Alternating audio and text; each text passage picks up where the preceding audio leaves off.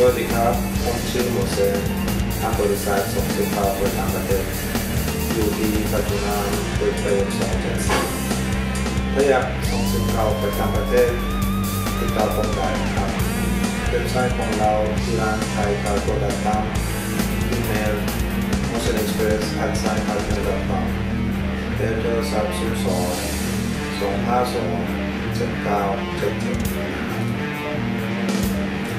Hello, this is Mosen. We have a cargo company in Thailand.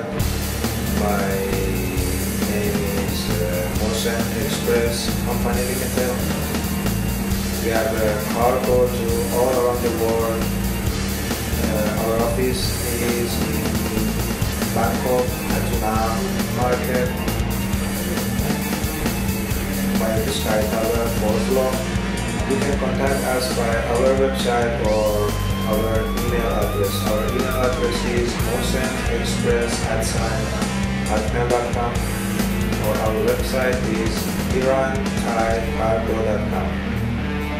Our contact number also is 0066-2252-7977 or my mobile number is 0066-81-495-3837. See you soon. سلام، محسن هستم.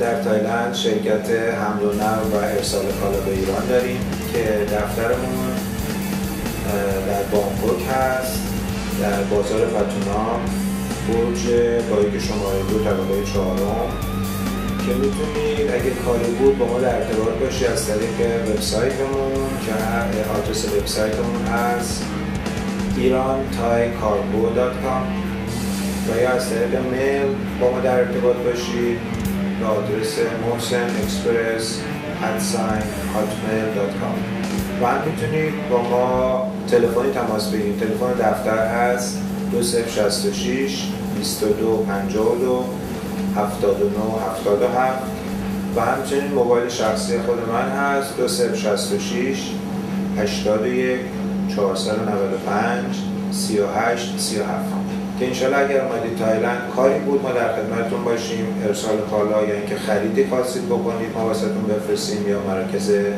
تفریحی رو خواستید برید و تماشا کنید ما بتونیم راهنماییتون کنیم.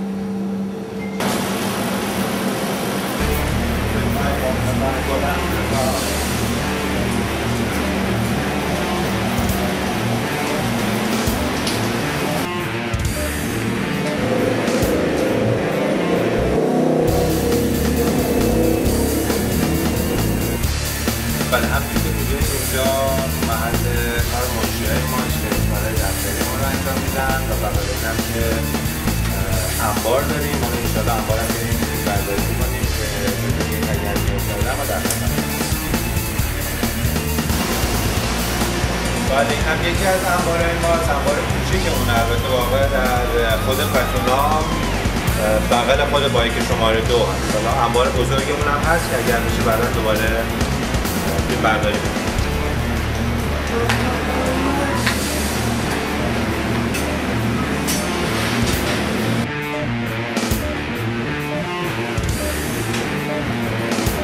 بله، اینجا که محل انبار ماست، انبار بزرگی ماست که الحمدلله الان خلوته و میبینید که جا زیاده واسه تحویل گرفتن بارا و نگهداریش تا روزی که بخوایم پکینگ کنیم. میتونم که اوان بله انباردار ماست که آدم خیلی بانظم و منظمی هست و الحمدلله آدم خوبی بود پشت ما بود که انباردار ما بود. چطوری؟ ویلکام Motion Express Cargo.